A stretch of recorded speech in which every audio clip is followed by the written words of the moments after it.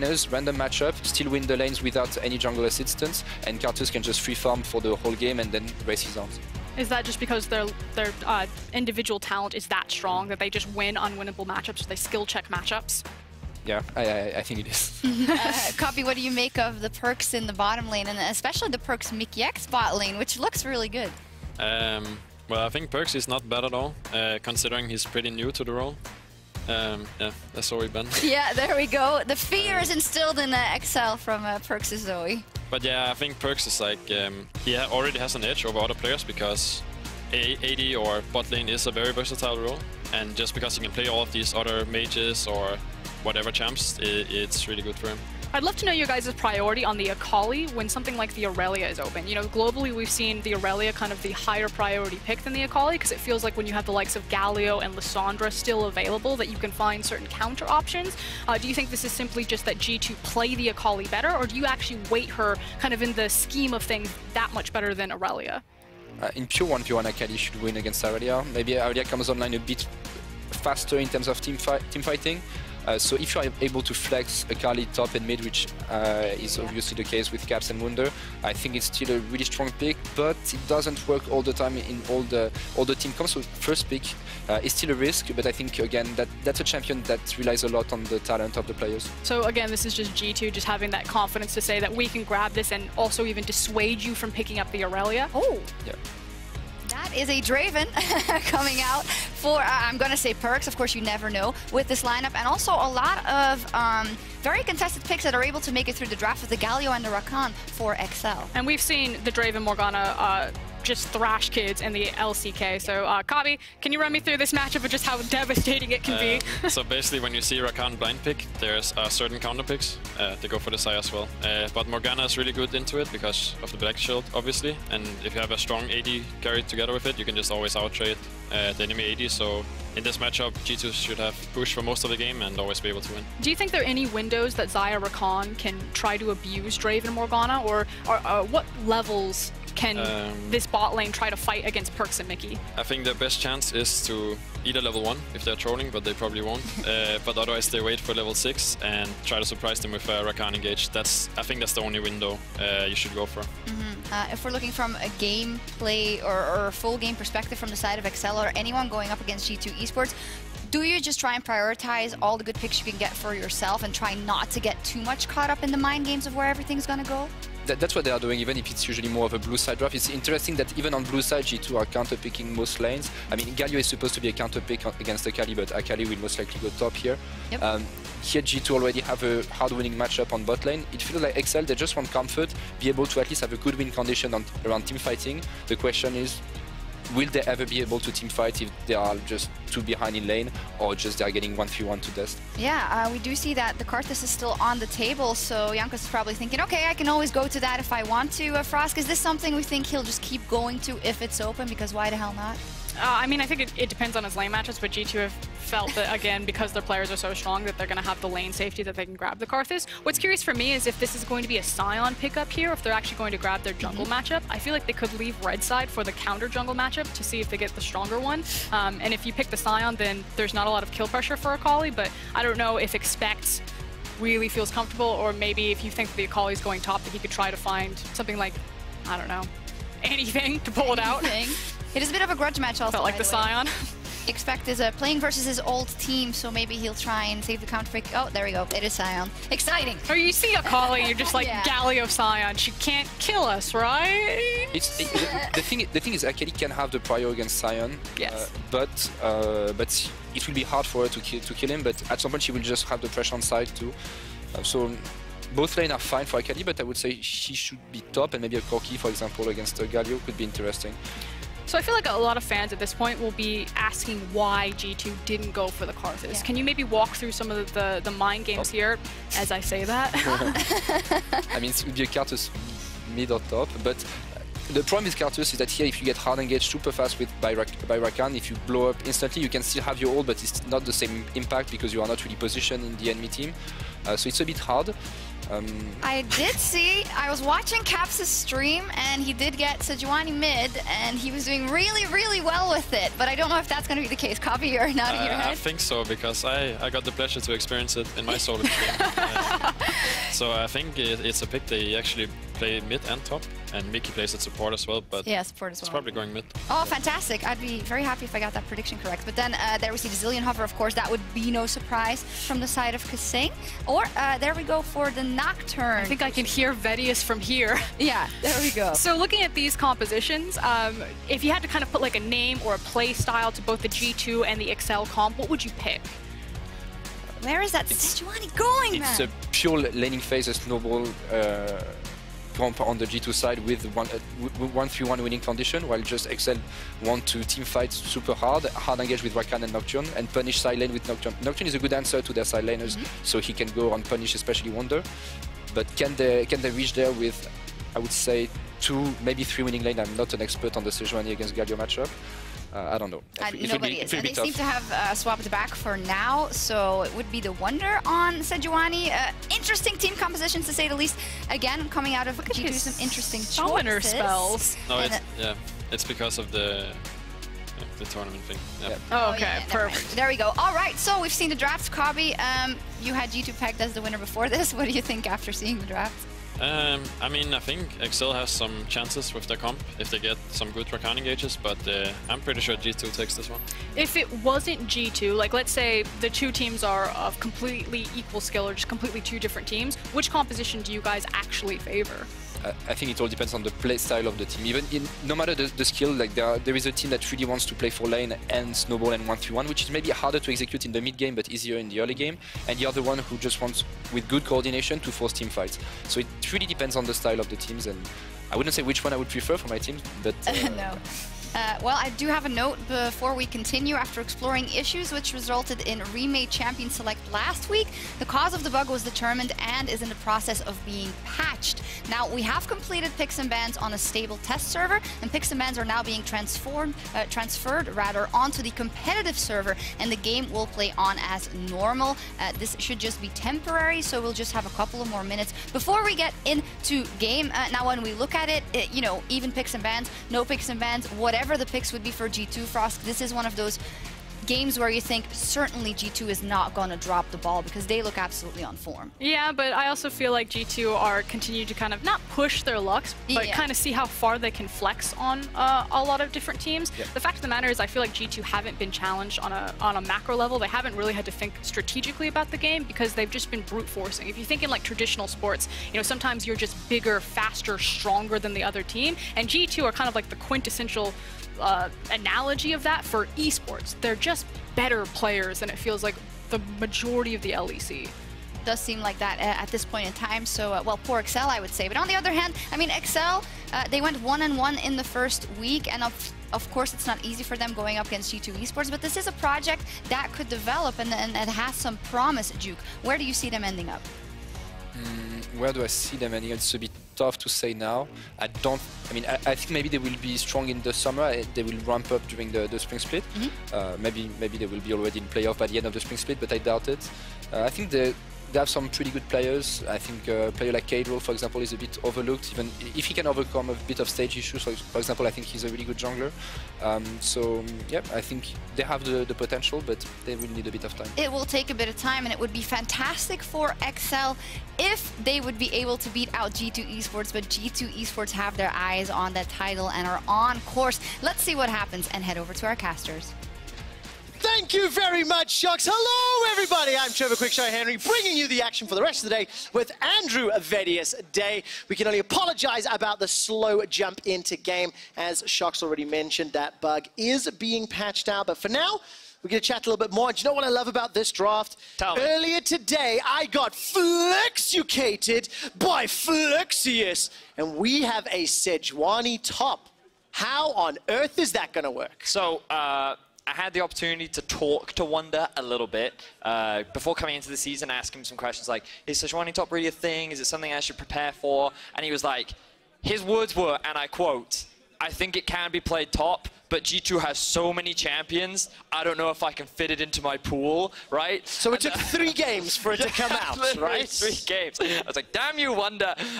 But the cool thing about Sejuani is she did have quite a few changes, I'm going to say, on 9.1, where she kind of gained more damage and she lost a little bit of crowd control. Some considered it a buff, some considered it a nerf, but considering the fact that she's really high on the priority list in terms of jungle, I would consider it a very big buff. But part of that means that she's now played in other lanes because you build a little bit of AP on her, her scaling is really good, she has a lot more burst damage than I think a lot of people give credit for, and she also does surprisingly well against tanks because of the amount of damage that she can chunk out against high HP targets. Well, Mecha Zero Scion, as well as Exile playing Galio, 2 tanks for Wonder Sejuani to match up into. Ladies and gentlemen, thank you for bearing with us. We are loading onto the Rift for XL taking on G2. And what a matchup. Now, the other story that I have to look at is how well is Perkz going to pilot Draven? There is no champion that more defines the role than Draven to AD carry. He is the Chad AD carry of the bot lane. It's true. And I'm excited to see how well Perkz can, you know, manage his spinning axes, can step up. We saw what he can do on Kai'Sa, and this might silence a lot of critics based on how well he plays Draven. I agree. I think by going for a very strong bot lane, it does suggest that G2 will be looking to play around the bot side of the map early on in the game. But Perkz right now, he could get collapsed on. Fortunately, he does have me. But look at this, 5 members from XL in the bottom side of the map. Oh, Perkz is getting baited. Look at XL. They may be able to get at least a couple flashes, 1 and 2. And that bottom lane that was hoping to play aggressive now has to put their tail between their legs. Now, you gotta criticize G2's bot lane there. Moving into the river this early on, I think they just wanted to get a bit of vision. They wanted to maybe invade on the enemy blue, get a bit of chip damage down. But I think that what they weren't expecting was expect coming into the bottom brush. So he was able to move with Kasing behind the enemy bot lane and set up a nice trap, resulting in a flashless now duo for G2. Okay, so Perkz and Mickey coming up against Zion Rakan. Actually, it's 2 lanes that are both particularly strong. Yes. As far as duos are concerned. So let's see who's going to land the CC and get an advantage. Obviously, flashless makes it even scarier for Mickey and Perkz. But what we heard from the analyst desk was that what Kobe was saying is that you can't really go aggressive against this duo very early on. You kind of have to wait for that level 6 mark before you can look for an opportunity, and you're going to have to rely on the Nocturne being involved there as well. But no flashes mean that Perkz and Mickey always have to play on the defensive because they're afraid of a potential jungle gank. And one thing you will notice, if you guys look at your minimap, you'll see that there are 2 wards that have been placed in the entrance to G2's jungle, and that's because XL are expecting to lose control of the bottom side of the map. They're expecting Casual to move in, try and set up an invade, and they want to know exactly what Casual is up to. But now, because they have information that he hasn't walked into the enemy jungle, even though they're flashless, it gives them the confidence to play aggressively, and this is just a very important lesson in why wards are important. Yeah, and of course, I want to see what the jungler's decision-making is. As you mentioned, Casual has gone up into his side, whereas Jankos now moving down towards that red buff. Quick pop-up of his damage percentage from the 2 Karthus games last week. Jankos had a 22 KDA on Karthus. He went 10, 1, and 12. He was responsible for 23% of his team's damage because he just pressed R and killed people. Very different role now on the Olaf, but to be quite frank, he has plenty of opportunities to deal a ton of damage. It's like is his comeuppance, right? Like, he was forced onto Braum multiple times last year. He was begging the balance team to remove funneling so he can move away, and now he's happy again. He gets to play a high damage dealing jungler. He doesn't even have to gank his lanes, and every time they ask for a gank, he's like, no, sorry, Karthus is not good at ganking. What do you want from me, guys? I can't do anything. I think you actually said something that really struck a chord. On the picks and bans at the analyst desk, Duke, strategic coach for Splice, mentioned that G2 eSports can sometimes pick these lanes that just win, regardless of if they should or shouldn't because of their player skill. And Jankos is unlocked, he's freed, you know, to make decisions as and where he wants to. We saw that last week with his Karthus. This time around, he snuck into the bottom lane. Remember those wards that Vedius was pointing out earlier? Gives them information. They know Casual was nowhere nearby. He's also just cleared out his jungle. And obviously with XL not making any sort of positional moves for any early ganks, it is just a small gold lead by G2 farming themselves up. With the exception of a CS advantage to capture the mid lane, it's even down bottom, and it's even in top. So what do you make so far of Wonder versus Expect? And now the fact that Sejuani has already picked up a shop and teleported to lane. Yeah, we should definitely use this opportunity, Trevor, to talk a little bit about the Sejuani, because People at home may not be familiar with the champion. You will notice that Wonder is running the Aftershock. He also has on his secondary tree the Inspiration. This is something a lot of top lane tanks like to run to grab that extra materializer. Ooh, but we don't have time for that because Jankos is ganking. Well, of course they want to tell stories, and Jankos wants to kill people. Goes out the undertows and gonna get the flash from Expect. They'll be happy with that. Wait a few more minutes, rinse, repeat, and look for the kill. Exile with a very good Justice Punch trade into the Winds of War means Caps lose 50% of their HP. So that was a really good gank for Jankos because Expector just used his teleport back into lane, which means that he now loses an entire wave and he's a level down. So you can see how that farm discrepancy is now snowballed in favor of Wonder. So even though we expected G2 to play around the bot side, it was Jankos who made an appearance, made sure that his bot lane was safe while they were pushing, and then immediately he moves back up towards the top side of his jungle where all the monsters have respawned and looks for a play. But now it's Excel's turn to be the proactive team. And exactly like you talked about earlier, Vedius, Excel with their composition looking to get some sort of control in the bottom half of the map. They get an invade with Exile, they put a couple of wards down inside G2's jungle, and Exile were looking for an opportunity, but with no ultimates yet for Kadril or Exile. Excel eSports not looking for any sort of dives just yet. But I'm taking the mic back, quick shot. Go for it. Jankos ruined my breakdown of Sejuani top. So for those at home, it is full tank Sejuani, is what it looks like. However, the important thing to know is he has started with a Doran's Ring and the name that I forget all the time, the Dark Seal. The Dark Seal. Dark Seal, there you go. So it synergizes nicely with the Corrupting Potions. You get a little bit more sustain. It gives you ability power, which means that you trade a little bit more effectively in lane, but then he'll transition into that full tank role. And what you'll see as the game progresses, he will be the primary engage tool, but also when he's in a side lane against one of these tanks, he should actually be able to win out in those 1v1s thanks to the E that does a lot of damage to these high health targets. What do you think of the G2 team composition? Because Olaf, Sejuani top, Draven bot, Akali mid, I've not seen this comp, let me say, anywhere, right? So, you know, as a 5-man unit, and as we're 6 minutes into the game, how do you see this comp not only playing through the rest of the laning phase, but also scaling into the mid-lane game? So, the goal of G2's comp is very much to try and utilize the strength of their duo to snowball into a strong mid game, which they then have a lot of engage to follow up, right? In the late game, they kind of taper off. Draven gets very difficult to play against this many tanks and this much dive with Rakan and a Nocturne. So G2's composition is very much about early to mid game snowballing.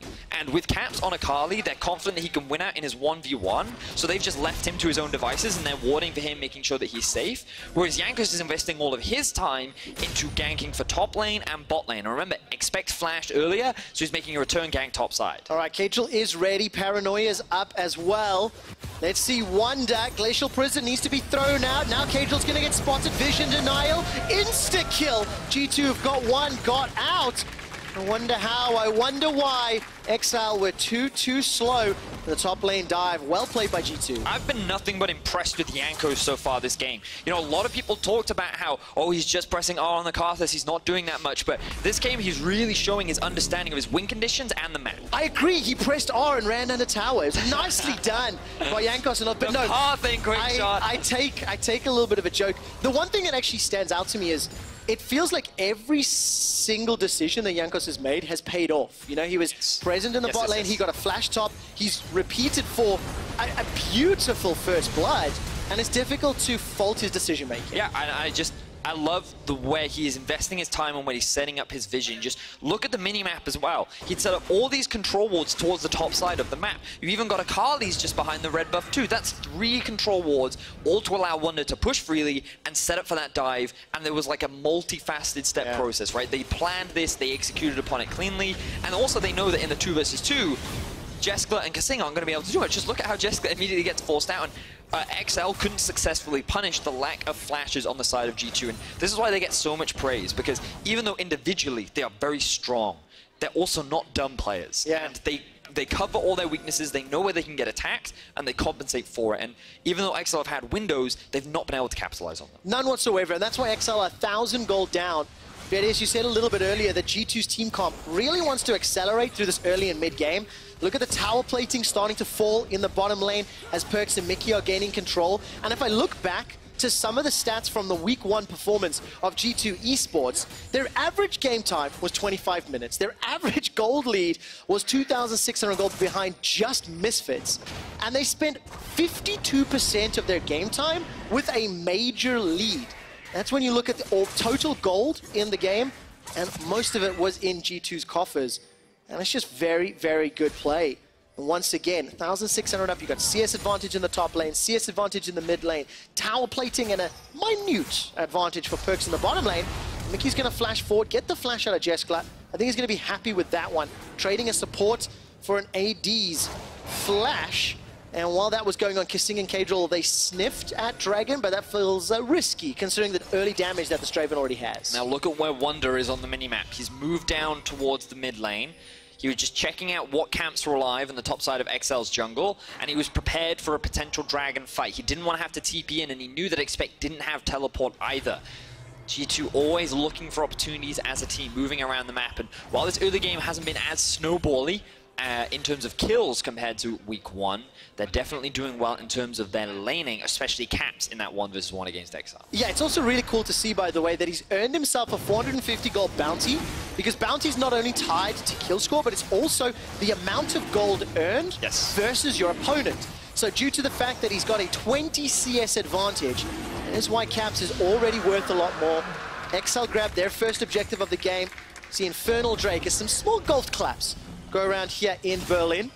And Jankos finds himself attack. He presses R once more. Undertow comes out. Kadril jumps in for the fight. Flash over the wall from Jankos, as well as Exile's ultimate.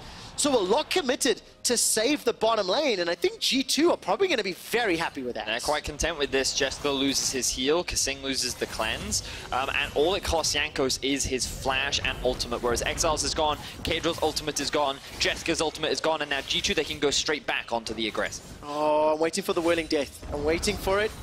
He doesn't have the mana, man, that's why I'm waiting. I'm going to keep waiting. Perkz needs to push down this tower. But now Jankos obviously waiting around potentially for a counter gank or looking for some sort of kill opportunity. And it's not going to present itself just yet. G2 eSports very happy with a 2,000 gold lead. Look, big items already picked up. Haunting guys for one day, sitting on a lot of gold. Gunblade already completed by Caps. Vedius, we're 12 minutes in. We've not even seen Caps play League of Legends yet. Well, he's been farming pretty well, and the thing about Akali is her biggest spike is when she gets this Gunblade, so I think Caps isn't too unhappy. A slow early laning phase is pretty good for most Akali players. To me, what's more compelling in the itemization is Wonder picking himself up the Haunting guy. I know, I said that, buddy. Sorry, I missed that bit. I only heard the Akali bit. The Liandry's Torment is what he's working towards, which means that I was very wrong. He's not going full tank, which is again what he told me he would do in the event that he did play. So he's just been lying to me. But it also means that he's going much more towards, I need to be able to sit in a side lane, push out these tanks that try to come at me, and then they might even look to try and play a 1-3-1 with Caps on one side lane, Sejuani on the other. But again, remember that with this composition, it's very much about the mid game. About 20 to 25 minutes is where they want to be really trying to snowball this game. Okay, well, they've got all the tools available.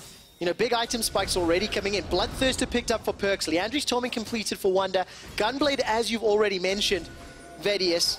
And with the next Drake being Infernal coming up in around 3 and a bit, maybe 4-ish minutes, there's going to be some options. Now, to be fair, XL have also picked up their first few items for Expect, for Exile. Jeskla getting very close to that Stormrazor. And it really feels like XL's strategy has been to sort of focus on this Dragon. Let's see whether or not Exile can get away. The Taunt will not find a target. Flash is available to him. Level 10 versus level 10. Very good CC onto Caps. And Kadril's not going to follow further, so Exile is able to walk away using just the spells within his kits. So I'm a little surprised that G2 would go for that. They knew exactly where Kadril was in the river. There's no Drake up. And if they forced him back just as Drake was spawning, then it makes sense. But I don't feel like they get much out of that. Fortunately, Exile will TP back into the mid lane, and now they actually have priority over the river. So it looks like G2 are making their way towards bot. Look at that river. Jankos and Caps are starting to make their way up into the tri-bush, but Kadril and Exile are aware of it. The tower's down. There's only one plate left. It will last another 10 seconds. Jeskla gets tagged by the Undertow. Whirling Death in, Whirling Death out. Here comes Exile. He lands down. with the grand entrance, and the Paranoid's thrown out. Jeskler's taken out by Caps on the backside of the fight, but Wonder completes the teleport. He's using that Leandries to burn and poke and prod down Exile, but it's all on Cagel. He's got the double kill. Off screen, completes the triple kill. Exile gets the fourth of the fight, and G2 eSports are at risk of being aced. Roar of the Slayer is just short, and Yankos walks away screaming, how did that happen? What looked like a huge team fight that was going to go in favor of G2 ended up backfiring, and XL find themselves with 4 kills over the 2-0 G2 squad. Let's keep our eyes on how this one starts out from Perks. He actually leads this by hitting onto Jeskler, which means that he gets CC'd up, the Black Shield comes out too late, he's forced out of the fight. Now G2 are divided.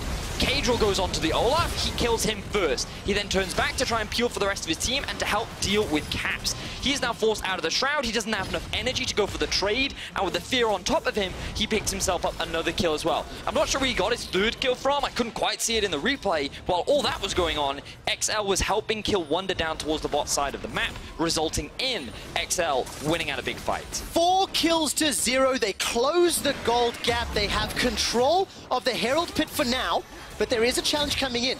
All credit to XL eSports. They responded to the tower dive, they read G2's play, and they made sure that they turned it around. Now Cadril 3-0-1, he's got himself a 500 gold bounty, he picked that up onto Caps as well, and I'm interested to see how he can put pressure onto G2 eSports. Now think about what this means, because we look back at week 1 and G2 were insanely dominant alongside Misfits. And it is XL that is the first team in the LEC so far to deny G2 that extremely dominant 15-minute mark. It could have been another game where G2 was 2,500, 3,000 gold ahead at the 15-minute mark. But this time, due to a really good fight from XL, they've now started to close the gold gap, but it's still not an easy road to them. G2 still in control, still have the pressure advantage, now they're looking for a fight. Oh, look at that burst damage! All of a sudden, Perks is running for his life. Mickey's on the retreat as well. He was chunked down low. Cadril's burning by the Ignite, and Caps, no flash, cannot chase. Takes a big chunk of damage, and Wonder is coming in. The Glacial Prison's available to him, but look at the knockup. It's not going to be enough just yet. Caps looking for a dash, spinning that shuriken around. He will be unable to find a target. Glacial Prison, that comes out. Wonder's going to dive into 3, and that's a little bit bold. G2 trying to make something happen. It feels desperate, and it almost costs them Caps' life. Caps, wow. G2, they're just playing so confidently, to the point at which I would argue it's almost overconfidence, disrespecting XL to the point where they think they can just outplay them, but XL holding their own, they're still at a goal deficit. They don't have as much control over the map as they would like, but remember we said G2's composition is about early to mid game. That's where they want to try and make the plays. That's the bit where they want to snowball, and XL, they're planting their feet in the ground, they're weathering the storm, and so far they're not at a point that they need to be worried that this game is out of their control. Especially when you look at the items picked up. Duskblade of Drakthar sitting in Cadril's back pocket. Jeskler's got a lot of gold to spend. Hasn't been back 1,500 as he starts the recall under tower, so that will be a storm raiser for him.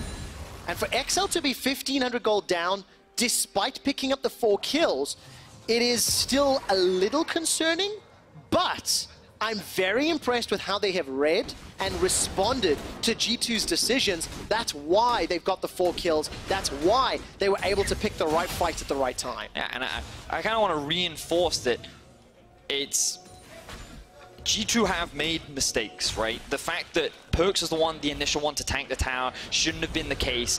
I don't think they fully respected the amount of globals and teleports that XL had ready to answer that dive. But at the same time, XL's decision making in the moment, the target focus, the fact that they split apart G2 and they were able to find these kills, is huge for a team that many considered to be at the bottom of the barrel. Power rankings put them in like D or E or just towards the bottom. Many expect them to be 8th, 9th, 10th. But if they could take a win or just have a really strong game against this team, it will completely change the perspective. Absolutely the case. Paranoid's been used by Cadril. Rift Herald starting out, and here comes Expect! They've already killed Mickey! G2 are obliterated!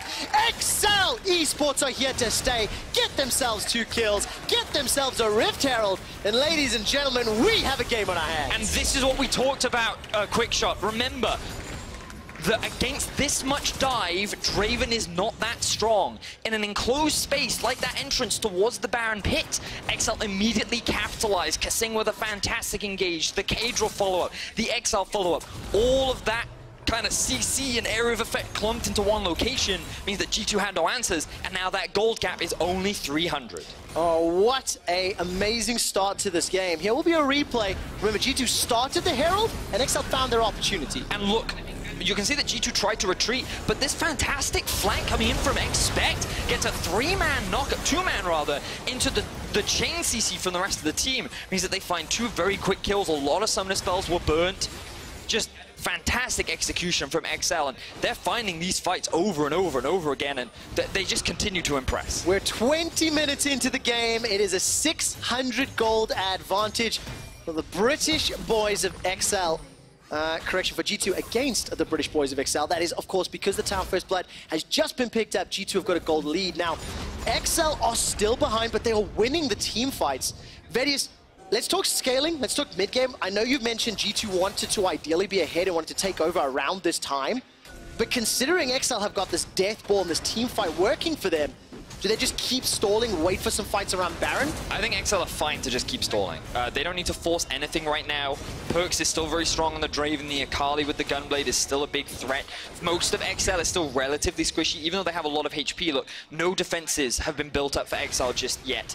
You only have that magic resist built up for Expect, and this is a very squishy Nocturne, so XL need to be cautious, need to be careful, and they haven't really been able to approach any of these towers yet, so they need to still play on the back foot, react to the plays that G2 are trying to make rather than force plays yourself. And this will also be a big indication of how much growth Cadril has been able to show over the last week, because remember, he was very itchy on that trigger finger last week. Yeah, he really was. His Cars Zix game was definitely more improvement, and Cadril is able to just blow up. Speak of the devil. Mickey, he's got his hands on that Duskblade. He's 502, 100% kill participation.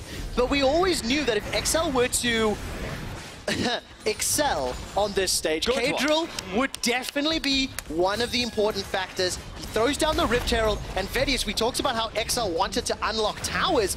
With the help of Rift Herald, they get themselves one, and it's going to start taking just a little bit more, and you can see Mickey just getting obliterated. Good patience there as well. I like the wards, just that cheeky ward, just by where Perks is right now. That's what spotted him out.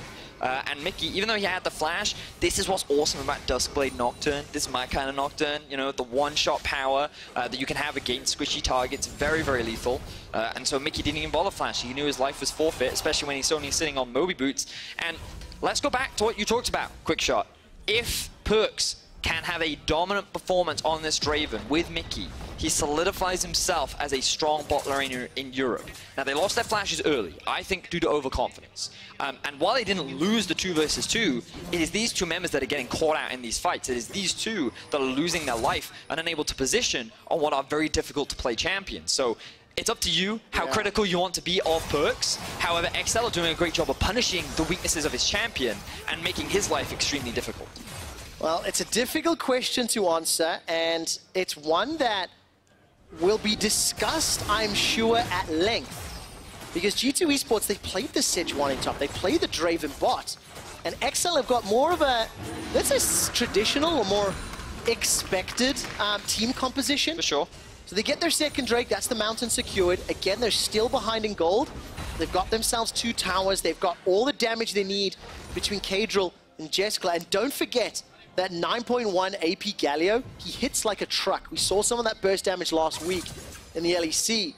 And XL eSports are just looking for another skirmish or team fight to break down G2. Yeah, XL just going to buy their time a little bit more, but you are right, Quick Shot. It'll come down to a big team fight for them, probably around the Baron area, which, funnily enough, G2 are setting up for right now. They don't have priority on mid, but they already got that vision in a little bit earlier, and they have the Akali pushing out the top lane. And given that they still have that top tier 1 tower, means that it's a little easier for them to get this vision around the Baron area. And XL, after going back to base, spending some of their gold, you can see second item now being completed for Jeskla, the Righteous Glory done for Expect, which means that engage tool is that bit stronger now for XL. 600 is the gold difference, 2 to 7 in the kill score. Many expected G2 to just come in and stomp XL, but again, they are surprising, and it'll come down to this next big fight as to how this game will swing. Oh, it's terrifying. Whoever gets a good team fight could set up for Baron, and that could just be the coffin being nailed shut in favor of one team or another. Look, XL Esports challenging the vision that G2 had already established. There's a numbers advantage for XL, and Exile was moving down to try and catch and meet Wonder. Instead, he realizes some of the threat on Baron. And just keep your eyes on this mini-map. The Baron dance appears to have commenced. And let's see who's going to get an advantage. Third town picked up. XL, for the first time in 24 minutes, has the gold lead. Yes, they do. Caps being forced to retreat. He was just sitting in that brush. He was trying to look for a pick onto Expect, and then realizes the whole XL roster is there, so he's forced to disengage. And G2 still doing a good job of maintaining vision. You'll see how it's really difficult for XL to get deep vision in. More often than not, they just reclaim control of the Baron area, and then they're immediately forced back out again. It's, again, because they're showing respect to the mid-game strength of this composition from G2. They're not being overzealous, they're relying on the scaling of their comp, and they're being patient. They're not falling into the trap of trying to fight this stacked G2 roster. At the beginning of the show today on Ready Check, we asked who is the super team of EU? Is it G2 Esports or Misfits? The fans voted, and they said it was G2 Esports. It's XL. It's confirmed. And XL are on the verge of taking them down in the first game. I have a question for you, though. Yes. If the fans earlier today called G2 Esports the super team, yep, which team would you accredit the title of super villain? G2. And G2 have owned that themselves. They've branded themselves as the villains of the league. They've stolen the Prince of Europe in caps from Fnatic, put him in this position where he's on the Sakali, and they moved their front man, the face of G2 Esports, Perks, down to the bottom lane. And now look at this. Perks playing Draven, Wonder playing Sejuani. Whether you believe this is good, exploratory, brave, disrespectful, that's a matter of perspective for you to decide, but we need to see whether or not it will be enough to come back against XL Esports, who are ganging up on Caps, the most recent import. Caps will be taken down in just a matter of time. Starts to get chased. The flash comes out. Caps running for his life. He dashes over the wall. Caps, I'm so sorry for doubting you. Uses everything to escape and does so ever so beautifully. Really good use of the ultimate there from Caps to find a stun onto both Kadril and Kasing, meaning he could buy enough time to get away from the charm from Kasing's Rakan and then get over the wall with all of his mobility skills. Good stuff there. Did cost him his flash. He almost lost his life. And perhaps next time he won't be so lucky, but unfortunately for G2, they couldn't get anything off the back of that. They came close to taking down the mid tower, but XL, they had enough wave clear, they bought enough time, and so in the end, nothing really lost or gained either side. No, and at 26.5 minutes, XL Esports have already survived longer than the average win time of G2's first games in the split. The game is still dead even as far as gold is concerned, but XL had the tower advantage, the dragon advantage, arguably the team fight advantage, but do they have the capability to execute it well enough to actually win the mid to late game? That's for sure. It's going to be one of the big question marks. And you know, I spoke to Kasing earlier on, and he told me that last week it was just a bit of a communication breakdown. They believe they should have won that game versus Splice, and they were in a good position to do it, but the comms just weren't on point, and they ended up falling apart. But Kasing is the guy that's leading this team. He is so vocal, he's very communicative. He kind of came out when this roster was announced as the captain, and so your eyes fall on him as another engage begins. Oh, Kadril already chunks up 50% of Mickey's HP. Mickey's flash is already blown, and he's already dead.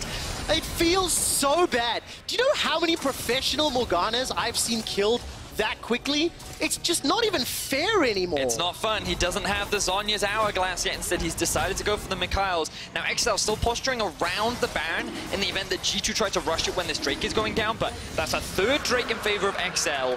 They picked up a second Infernal, and the underdogs have come to challenge the supervillains of G2. All right, he has a replay of Mickey just getting picked on. Ah, the classic. He got too far away from his warding buddy. The flash comes out. Kadril doesn't actually overcommit. He actually starts to turn away, and then he realizes, ooh, Mickey took a bad path. Rather than going towards the Raptors, he goes towards his team, which means that expect him once again get another collapse, and he finds himself a kill. And I think it's so important to note that the double Infernal Drakes is going to give an additional 17% attack damage and ability power to the XL Esports roster. With the damages of Nocturne, Galio, and Zaya, they are absolutely going to love that. Now, Perks and Yankos, they started Baron as a two-man, and the 1-3-1 had been initiated by G2 to a degree. Well, it looks like they're going to take this mid tower. Looks like Wonder won't be forced off. He'll clear that one out. G2 doing a great job of maintaining this gold lead. You can see Caps sitting on 300 CS. just under 29 minutes into the game. And you'll also see that 3 members of G2 actually haven't spelt their gold yet. They really should. They really, really should. Because right now, the game is actually very even in terms of items. And if G2 find themselves in a fight, they're going to be in a much more of a disadvantage than they really need to be. Because there's items just sitting in the shop waiting for them to be picked up. Yeah, exactly. If you look at the itemization for perks, Stormraiser, as well as Bloodthirster, and he's got that stopwatch available. On the other side, Jeskla, Rapid Fire Cannon, Stormraiser, BF Sword, and Pickaxe, and they're already onto Baron. Here comes Jankos. Ragnarok is available to him. Teleport can't come down from Wonder, but there's the Paranoia. Kadril's looking for Kamiki. He's already killed him. Perks is left unattended and alone. 4 members of G2 have to stop Baron. Now, they've got the teleport out from Wonder, but they're clumped in the pit. Look at Caps. He's going to be the deciding factor in this upcoming fight. Caps has to do so much work. Wonder, I'm looking for the Glacial Prison. Hasn't been thrown down yet. The knockup is already going to take down Jankos. There's no more smite inside the fight. Kadril and Kasing are going low, and Caps is running away. Decimating Smash comes down, but there's not a follow-up. Wonder's hunting Kadril, trying to get the shutdown gold. Kadril is worth so much money, but look at the burst damage. Caps isn't done yet. He's got 1. He's got 2. He's gonna get taken down before he can find Kadril. Now Kadril is gonna spell shield up at least some damage from Wonder. Wonder's trying to chase. He's got a 1-on-2. He's looking for a bounty. He wants the burn. Not gonna find it under Kadril yet. Wonder's not done. Remember that Leandri's Torment is chasing. The Permafrost locks Exile in space. The big boar is trying to kill Exile, and Wonder is not gonna find the kill, but G2 hang on by a thread. Exile exceed all expectations, but it is still Caps that keeps G2's hopes alive. This man is just unbelievable, finding 2 kills onto the XL member and turning that fight into their favor. Just goes to show the pedigree that is Caps. And Vedius, even more unbelievable than Caps' individual play is XL's team play, putting them in a position to take down G2. All I wanted to do after this replay was talk about how great this team fight was from XL, because note how patient they are. They see Jankos just slightly overcommit, immediately punish. G2 are too split apart for them to really answer, so XL staying as a group of 5. Now again, they turn up towards Caps, they're committing as a 5. They know that they can get this collapse, but then this is where Caps just does Caps things. On the Akali, he's buying time with the W. He sees his target, Kasing. XL moves away from the rest of his team, and just with so much burst damage, level 16 Akali, he's able to kill the bot lane of XL.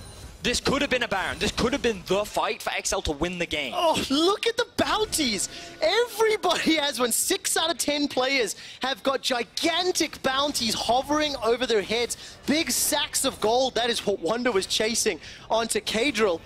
And you know what I love? When you look at this team, when you look at the damage dealt in that last team fight, and when you think about today, this game was meant to be over by now. This game had expectations that G2 eSports were going to style on the new kids on the block. And XL show that we are EU, we belong in the LEC, and they are putting the best fight that G2 has had yet in 2019. And props to Kadril. This guy, he received a lot of criticism on social media last week. I thought he had a solid game. He was definitely... Last week? Last week. For a long time. I mean, that's true, but the guy, he was too over-aggressive last week, but he's been really refined with where he's been looking for picks. He's been a lot more patient. He's currently the main kill scorer. Like, he's been involved in 10 of the 11 kills, and now XL grouping up, looking for a fight. Here comes the engage. All right, fight, fight, fight! Expect rolling down the river. This will be the last Elemental Drake in 5 seconds that spawns before Elder Drake becomes a problem. It is 3 Drakes to XL to 1 for G2. Baron is also alive, and both teams seem to have swapped sides. XL eSports have got themselves a 5-man stack. They're diving and engaging onto Wonder, but look at the back line. Jeskla is the focus of Caps. Already gets taunted up and charmed up. Jeskla running for his life. A grand entrance comes down from XL, and the fight is split up. XL is trying to keep Caps busy, but XL cannot get any kills. They cannot find a target. Jeskla trying to clear out the wards. Look at their re-engage. Mickey zoning out to the back line. G2 eSports are showing the quality that they bring to the LEC, and they've got another kill. That's a shutdown onto Kadril. Nearly 1,000 gold to G2 eSports. The third, the fourth. Kasing dodges away the Dark Binding, and G2 eSports reclaim control. A single mistake is all G2 need to turn the game back in their favor. All 5 members are alive, while XL lose 4. Fantastic team fight from G2 as they look to push into the base of XL eSports. I wanted to believe so badly that XL could do it, but the team fight from G2 just pushes them 5,000 gold down. The inhibitor will be taken out. A 2-man Baron is going to be attempted. Perkz will need to step in with that Bloodthirster, and there's a Mountain Drake available as well. TP's coming in, though. G2 eSports, can this go awry? Exile's got Flash available to him, but no teleport. 5 seconds for Expect, but he's got no TP. Perkz gets taunted up, the Winds of War chunks him ever so slowly. Now Kasing will feel some of the burst damage. Cleanse and Flash available. Caps chases him. Perkz forced to Flash as well, and XL, they get away by stopping the Baron, but the map belongs to G2. Oh, so much just happened in the last few minutes. The bright side for XL is they stopped that Baron. That's really good for them. It will give them another opportunity to find a good team fight that can allow them to get back into this game. But G2 finding that fight, it all stems from the fact that XL engaged onto Wonder. This is not the target you want to be starting your fights off. And look at the flank coming in from Caps. Immediately onto Jeska. Forcing his ultimate out means he's on the retreat. Now XL are the ones that are divided. G2 have the much better teamfight situation where they can use their stronger skirmishes in these 2v2s, 3v3s, which is much better suited for them. And just, if you want to know how to teamfight with Akali, just watch Caps. This man just continues to impress. He shows why he is a world-class mid laner. And it's so unfortunate for XL. They picked the wrong target. It's really disheartening for XL to see how well they played to now fall this far behind, but you have to appreciate the power of that unstoppable onslaught coming from Sion's ultimate. Now Kadrill goes into the pit. Baron is available. It's stolen! Kadrill, you beauty! Baron secured. Jankos is killed, and XL want to pick up the game again. They turn their attention to Perkz. Perkz unable to find Kadrill. He uses the stopwatch. One more auto, and it is Kasing, Kaching taking down Perkz. Now Caps is being focused. Expect an exile for XL eSports. Looking to kill the excellent mid laner for G2 eSports. Caps. He's able to escape with his life. 3 kills, and Baron and XL are not done yet. Oh, XL, they make the initial mistake. Let's see if Caps can get out of this one. Oh, this is going to be very difficult. He's escaped once or twice before, and he'll do it a third time. The man, the magician Caps, once again gets out of a dire situation, and you see why Akali is so high priority in the pro players' hands. Now, G2, they take the gamble here. They run the risk of this Baron being stolen from them. They think that Kadrill won't be able to get into the pit, but he has enough vision to go onto Jankos and get it. And then look, G2, they all just leave the pit. Jankos comes back in too late. The damage is enough from Kadrill that he secures the objective. And then they can just go for the cleanup. Caps goes for another flank, but he's too far away from the fight. It ends up being split apart by G2. And now XL, this was the fight they were looking for. But what's the gold, my friend? What is the gold right now? I'll answer it for you. It's 61,000 gold to XL eSports, 63.5 to G2. It is touching distance. You can see the individual gold members, gold per member down in the bottom lane. And like gold, yes. XL have Baron buff, and they are trying to pick a fight. You know, Austin Powers might actually be before your time. No, I remember Austin Powers growing up. Might be. But I remember, let's get boogie, baby! Well, we're having a bit of fun here because XL eSports have definitely shown up. And just as you think they've lost the game with that inhibitor, they secure a great team fight, they get Baron buff, and now they're pushing down these super minions in the mid lane. And now it's much harder for Caps to try and find a flank. G2 are forced to group up, which is the best case scenario for XL. They've reached the late game, but again, Draven has 4 items still, so he's no slouch. And these late game fights are going to be so tense. Who do you engage upon? Who finds the good collapse? Where does that engage go to win the fight for which team? All right, look at the minimap. Top and bottom lane pushing towards G2 eSports, which is why XL do not start the initiation. As we get close to the end of this game, I want to remind you that the fans on Twitter, that StatsBot, that every single shoutcaster and analyst except Romar voted for G2 eSports to win this game. The only man that believed in Magic once was on a team powered by Magic. And XL eSports might be pulling off a Magic performance today. They've got 4 dragons under their belt. They've got Baron Siege empowered minions and 1.5 minutes to Elder. Vedius, my spidey senses tell me that that team fight could determine this game. Yeah, I said that about the last 2 team fights, Quick Shot. I'm not saying that anymore. But you don't have spidey senses like I do. Well, the death times at this point in the game are going to be that much higher. So you're right. Depending on who survives, it could be the end. But my eyes fall onto this man in the mid lane, Caps, the guy that was brought into G2 to replace Perks. He has been integral to keeping this team alive. Take a look at his items. Morella, Nomicon, Gunblade, Deathcap, got that QSS as well. That's going to be so important to keep dashing and diving around the team fights. What do we need to look for? Who does XL need to hit or kill first in order to win? That's obviously Caps. So, right? I mean, the thing about Caps is he's at, like, if he doesn't have a team, it's a lot harder for him to play, right? Because he wants to find a flank. He actually doesn't want to be the focus. He wants to come in like a ninja in towards the end or the middle of the fight. So what XL ideally want is to kill Perks. Because as long as he's alive, so many members like Cadril and Jessica have to be afraid of how much initial damage he can do. Like, one of those juggling axes with this many items can take half your health. Yeah. So if he dies right from the start of the fight, Caps is immediately forced to go into like playmaker mode rather than comfortable teamfight Akali mode. So XL want to kill this AD carry. They want to take away Perks. And if they can do that, then the fight is way more likely to go in their favor. Okay, so eyes will be on Perks and whether or not Expect can find him. It feels like the team fights that XL have won has been when Expect Sion has found a initiation on a key target. That's true, yeah. Once his ultimate ran short a little bit earlier, G2 Esports were easily able to pick up the fight. Now the Elder Dragon has been started, and XL got a 4,000 gold Baron power play into the pit. Perks does it! He has been awakened! And now in the ensuing team fight, the first kill is secured. Yenkos is down, Wonder is down. 5 on 3. XL, they don't get the objective, but they get the kill. So both junglers failed to land the smite. G2 are the ones to steal away the objective. It is the main man, Perks, that ends up stealing it away with the Draven.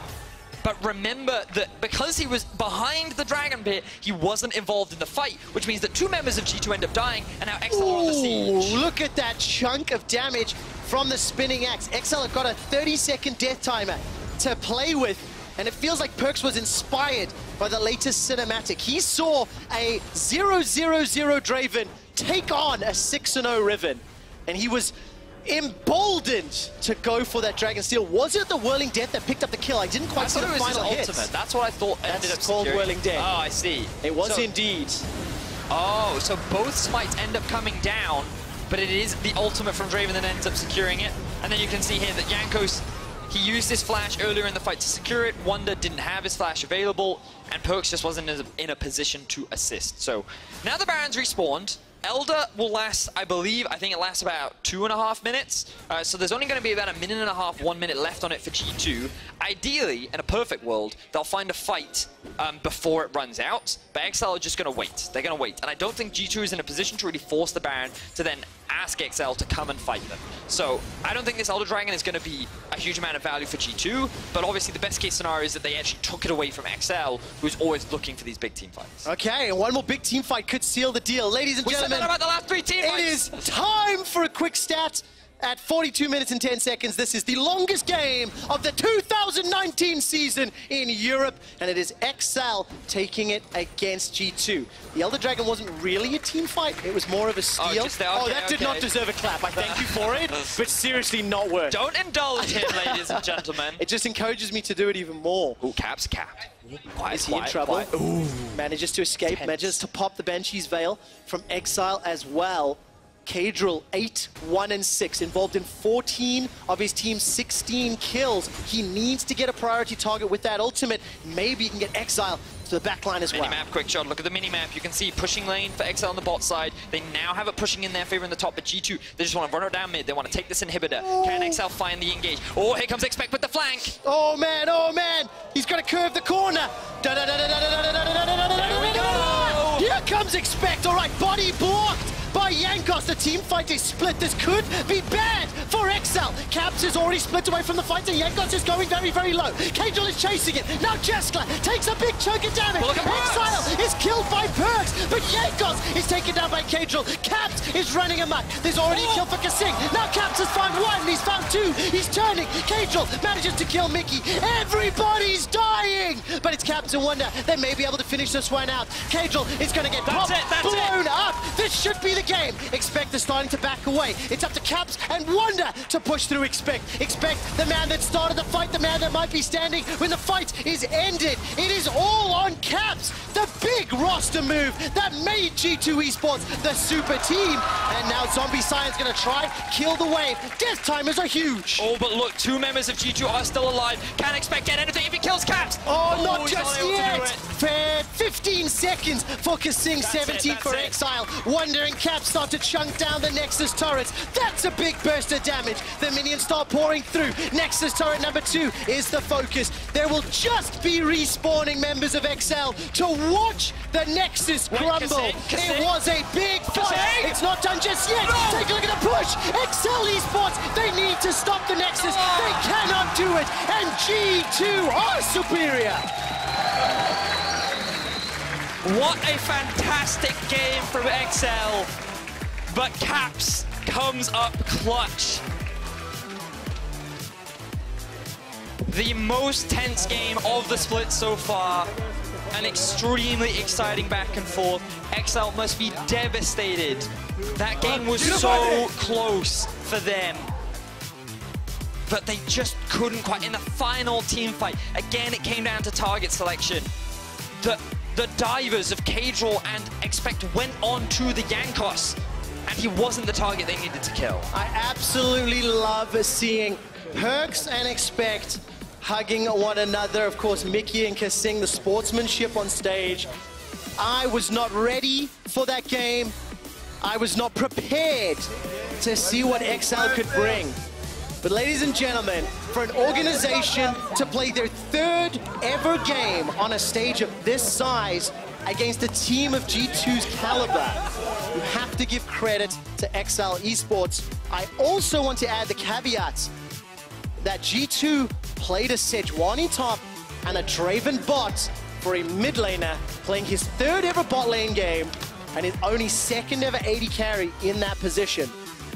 There's going to be a lot of discussion around what it means, but it was entertaining as hell and very fun to watch. Man, do you know when you're debating whether or not it's smart to make an investment like, hey, should I eat this chocolate cake now or should I go to the gym? You know, like that was the decision when picking up Caps, because it's like, hey, he's a great player and he's shown a lot of great stuff, but should I eat this chocolate cake now? Should I do it? And Carlos made the decision, you know what? I do want this chocolate cake. I want to eat it now because I think in the long run, it'll actually do me more favors than it'll hurt. That was the best chocolate cake I think Carlos has ever seen. I sincerely hope that Caps and Dracos can hear this analogy, because Caps is setting up for an interview with Dracos very, very shortly. Caps is the chocolate cake of G2 eSports, according to Vedius. I can see Dracos very confused. He's looking over. Ladies and gentlemen at home, I need to ask you, who is your Kia player of the game? I have 3 options for you to choose. It's Caps, Caps, and Caps. Starting with Wonder, Perks, and or Caps. It is up to you to decide. Wonder, Caps, or Perks. Who is your Kia player of the game? Head over to @LOL Esports and Twitter, on Twitter, and vote. And I tell you what, one of those votes that I genuinely believe should be like 90%. That's what I think will happen. Well, I guess you've already coerced the viewers to believe that way. Chocolate cake, guys. Get in on that chocolate cake. I know I got very excited in that game, and it's just because I wasn't expecting XL to deliver that level of performance. So kudos to them. But at the end of the day, the EU super team that you guys voted for were victorious. And for more, we're standing by with Dracos' G2 Esports chocolate cake in the mid lane. Caps. You're both the worst for the chocolate cake reference. I want you to know that now. But luckily, I'm joined now by Caps. And Caps, I don't know how to feel after that game, man. I'm gonna be honest. So why don't you tell me how you feel? What did you think of the team's performance today? Well, I mean, I'm actually not even sure. Like, I don't even know what happened this game. It was a bit of a crazy game. We showed a bit of our late game. Obviously, Wonder was saying that we wanted to win in 45 minutes, right? So we were trying to like keep it alive, right? The dream. So that's us from behind, I guess. Well, I appreciate you single-handedly ruining Euphoria bets. But, I mean, an absolutely fantastic individual performance. I feel like you're a one-man case study for why Akali should be nerfed. Were you at any point, like, nervous? They were winning these team fights. They were pulling ahead. Were you guys able to keep it calm and collected, or were you guys kind of freaking out that you might lose your first game on stage? So, I mean, the early game felt pretty good, actually. Like, the first couple of, first 10 minutes or something. I got pretty safely to, Gunblade, and I thought that's when we were going to, start forcing and getting leads. But then it kind of went wrong. We didn't really realize how we should deal with, the whole Rakan ult with Galio ult and then Nocturne ult, because I couldn't really fight when I was Nocturne ulted. And meanwhile, they were obviously going on our back line and killing them. So we started to make up plans. We tried out different things. A lot of things didn't really work. So that's why it went really late. But then we finally found a way to beat it. And then we just beat it, right? In the end, you pulled out a couple fights. Obviously, incredibly clutch individual plays from yourself. When you look at kind of the rest of the season, are you feeling a little more nervous about the games to come? Or after winning a game like this, do you just feel unstoppable?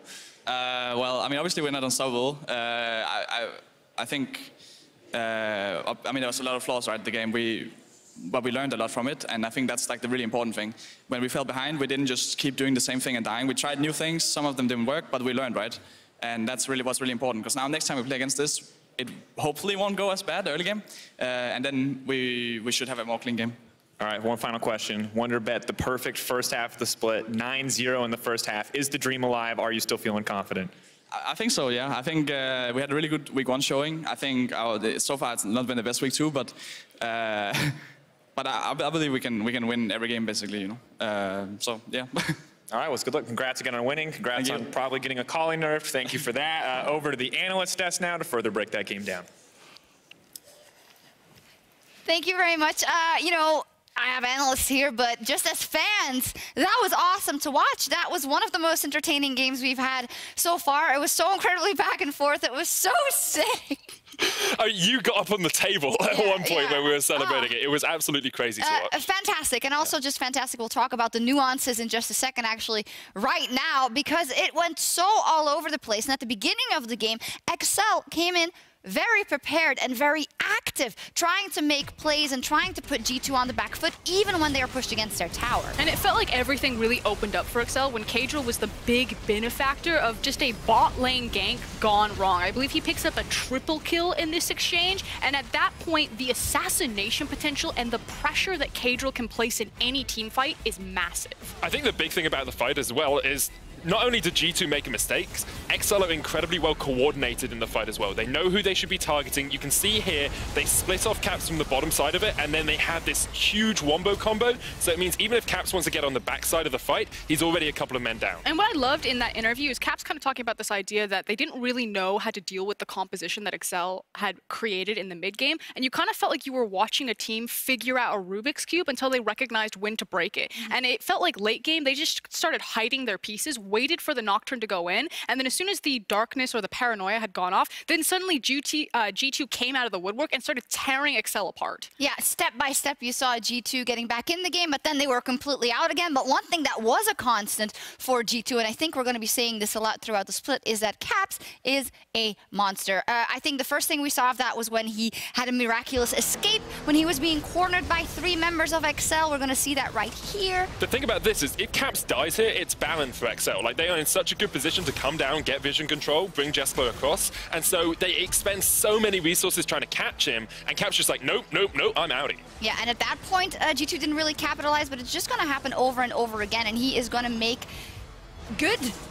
He's going to get kills in situations like this where actually he should have been dead before, and he gets a double kill even. I mean, the fact of the matter is that there are certain players in League of Legends, names like Faker, names like Uzi, names like Rookie, who because they are so good, they are just entitled to miracles. Caps is one of those guys now. He will simply win you a game that is unwinnable because he is that damn good. I actually think we're seeing the next evolution of Caps on G2 as well. Like on Fnatic, there were times when he was a little bit restrained, a little bit hampered. Here, every game I've watched him, he's done something miraculous, and I can't wait to see how he develops throughout this split, because if he keeps doing that, I'm on board. Yeah, absolutely. We were on the hype train already, and it's only going to keep going. But that wasn't the story of the game. Yes, Caps was doing well, but Excel was also doing well. And we got into a phase of this game where there were a lot of fights, a lot of scruffy fights, where Excel got the upper hand in a lot of those instances. The thing about Excel was they had this great wombo combo, and they just enacted it perfectly. Now, this fight isn't the best example because they get a little bit too split by it. G2 were able to catch them off pretty well,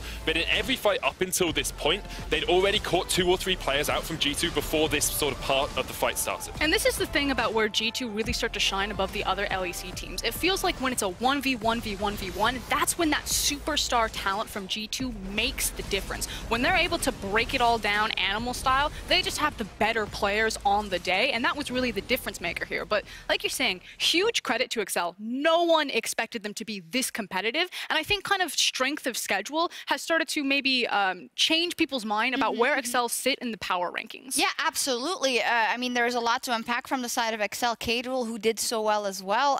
We'll touch on him in just a second, but first, let's conclude this game then, because even in that final fight, it's almost miraculous how G2 end up ending the game off that fight, because it looked like with this flank from Expect against this X team, Excel would be able to do it. First of all, credit to Jankos. Yes. He saw the Scion coming in from the back.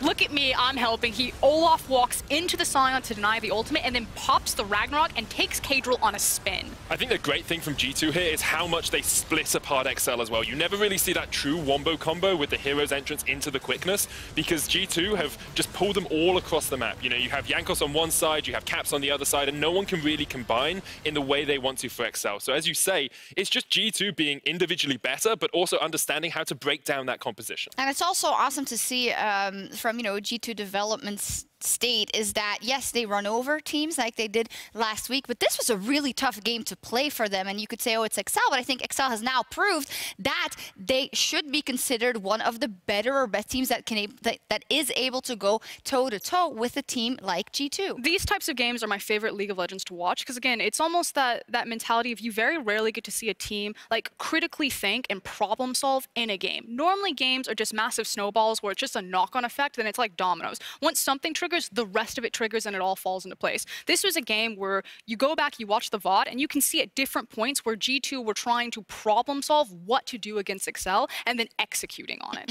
And on the side of Excel, one last time, Cadril, he's been having a fantastic week so far. He did great last week as well, and he's such an interesting story to me. We talked about the fact that he gets a fresh start. He gets to start as a jungler in this new configuration of Excel with everything behind him, and for now, he is showing up. I'm such a big advocate of Cadril. You saw him on H2K playing mid lane, really struggled, then he left, went into the jungle role, actually got very near the top of solo queue ladder in jungle, and came back to H2K and still struggled to have an impact. Now we see him on a team that works around him, where he can be a little bit more aggressive in the early game. Last week he went 6-0-3 on Kha'Zix. This week he goes 10-2-6 on Nocturne. This guy is one of our junglers to watch in EU. And then it's also how he's going to team up with Exile in that mid lane. He's a high-impact player, and he's always just needed a jungler to camp his lane. I think Excel actually have a really strong winning formula with their mid-jungle duo. No, I agree. And I think when you look at profiles of teams, Excel is really that underdog we are watching, that team that could, in their first split, break into that top 6 for sure. They have all the tools. We'll have to see if they are able to close games like this out in the future and how consistent they can be. If they play like this for the rest of the split, I put them above teams like Splice and Schalke at the moment. Obviously, we haven't seen enough from those teams to really rate them there, but I would say they're 5th, 6th at least.